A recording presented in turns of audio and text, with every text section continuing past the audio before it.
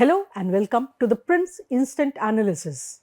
I am Maushami Das Gupta, Deputy Editor at ThePrint, and today I'll discuss what's behind the Modi government's push for the One Nation, One Election proposal. Yesterday, as you know, the Union Cabinet, led by Prime Minister Narendra Modi, accepted the recommendations of the high-level committee led by former President Ram Nath Kovind, which advocated simultaneous polls to Lok Sabha, state assemblies and civic bodies. The government's push looks more like rhetoric, for the BJP is well aware that it will be very difficult for the NDA to muster the numbers in each of the House, Lok Sabha and Rajya Sabha, to amend the constitution, a mandatory requirement to bring the law on simultaneous elections.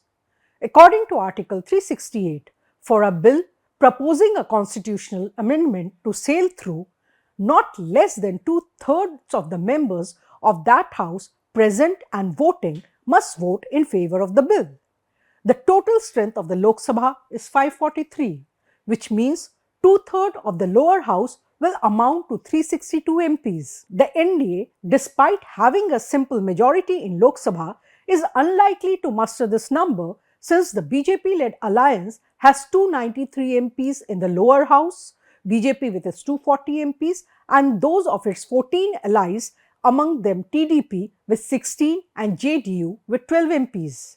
Even if one were to include non-NDA parties like the YSRCP with its 4 Lok Sabha MPs or the BJD or AIADMK, which have favored the idea of simultaneous polls in the response to the Kovind-led panel, it is still unlikely to touch the 362 mark. In Rajya Sabha again, the NDA faces a similar predicament. With a strength of 245, two-thirds of the upper house will amount to 163 MPs. The NDA's current strength in the Rajya Sabha is 119, including nominated members. In its report submitted to President Draupadi Murmu in March, the Kovind-led panel had said it collected feedback from 47 parties, of which 32, mostly BJP allies, favored simultaneous polls.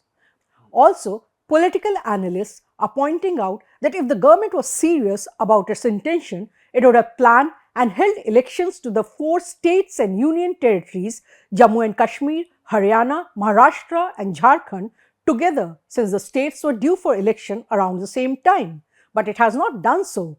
J&K and Haryana have been clubbed together, while dates are yet to be announced for Maharashtra and Jharkhand, which are due for polls later this year.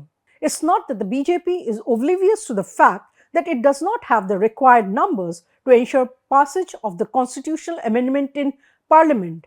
Party insiders say that the cabinet approval shows that the BJP is committed to implement its manifesto promises. The government is likely to bring the bill in the winter session of the Parliament to show its commitment to fulfill its poll promise. It is, however, unlikely to clear the number hurdle, but the opposition can always be blamed for playing spoilsport and not letting the proposed bill sail through. Thanks for watching.